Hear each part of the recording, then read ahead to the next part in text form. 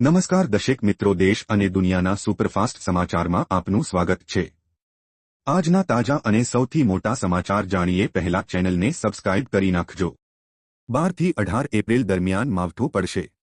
હવામાન નિષ્ણાંત અંબાલાલ પટેલે જણાવ્યું કે 7 એપ્રિલ સુધી રાજ્યમાં કેટલીક જગ્યાએ વાદળછાયું વાતાવરણ રહેશે। 9 એપ્રિલ પછી તાપમાનમાં વધારો જોવા મળશે। ઉપરાંત 12 થી 18 એપ્રિલ દરમિયાન માવઠું થવાની શક્યતા પણ છે।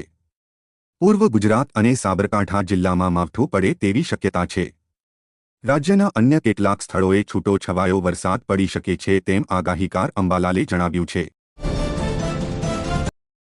આધાર કાર્ડની ફ્રી સેવાની તારીખ લંબાવાઈ। આધાર અપડેટ કરવાનું બાકી હોય કે રહી ગયું હોય તો તમારા માટે ફરી એક નવી તક છે। યુઆઈડીએઆઈએ એ સુધારા ફ્રી માફ કરી છે અને હવે તમે 14મી જૂન સુધી ફ્રીમાં આધાર કાર્ડની વિગતો અપડેટ કરી શકો છો। તમારે 50 રૂપિયાની ફી ચૂકવવી પડશે નહીં। આ સમયગાળા દરમિયાન નાગરિકોને કોઈપણ વધારાના શુલ્ક વિના તેઓ ફોટો, ઉંમર, સરનામું, જન્મ તારીખ, લિંગ, મોબાઈલ નંબર અને ઈમેલ જેવી માહિતી અપડેટ કરી શકે છે। વેબસાઇટ પરથી અપડેટ કરી શકશો। રાશન કાર્ડ ધારકો માટે ખુશખબર। રાષ્ટ્રીય અન્ન સલામતી કાયદો હેઠળ વધુ કુટુંબોને આવરીને તેમને રેશનિંગનું અનાજ આપી શકાય તે માટે અન્ન અને નાગરિક પુરવઠા વિભાગમાં ફેરફાર કરવામાં આવ્યો છે। શહેરી વિસ્તાર માટે જે કુટુંબનો કોઈપણ સભ્ય માસિક 15,000થી ઓછી આવક ધરાવતો હોય તો તેને અન્ન સુરક્ષા હેઠળ આવરી લેવામાં આવશે।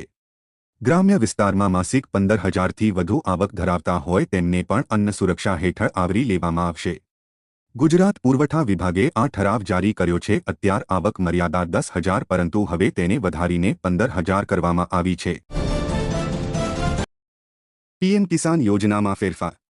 પ્રધાનમંત્રી કિસાન સન્માન નિધિ યોજનાના લાભાર્થીઓ માટે મોટા સમાચાર છે। 16મા હપ્તા પછી 17મા હપ્તાની રાહ જોઈ રહેલા લગભગ 9 કરોડ ખેડૂતોને જલ્દી સારા સમાચાર મળી શકે છે। મીડિયામાં ફરતા અહેવાલો અનુસાર મોંઘવારીને જોતા કેન્દ્ર સરકાર પ્રધાનમંત્રી કિસાન સન્માન નિધિનો હપ્તો વધારવા પર વિચાર કરી રહી છે। સરકાર ટૂંક સમયમાં કિસાન સન્માન નિધિ યોજના હેઠળ ખેડૂતોને આપવામાં આવતી વાર્ષિક 6,000 રૂપિયાની રકમ વધારી શકે છે। કેન્દ્ર સરકાર પીએમ કિસાન સન્માન નિધિની રકમમાં 50%નો વધારો કરી શકે છે, જ્યારે હવે એવું કહેવામાં આવી રહ્યું છે કે કેન્દ્ર સરકાર પ્રધાનમંત્રી કિસાન સન્માન નિધિની રકમ વાર્ષિક 6,000 રૂપિયાથી વધારીને 9,000 રૂપિયા કરવા પર વિચાર કરી રહી છે।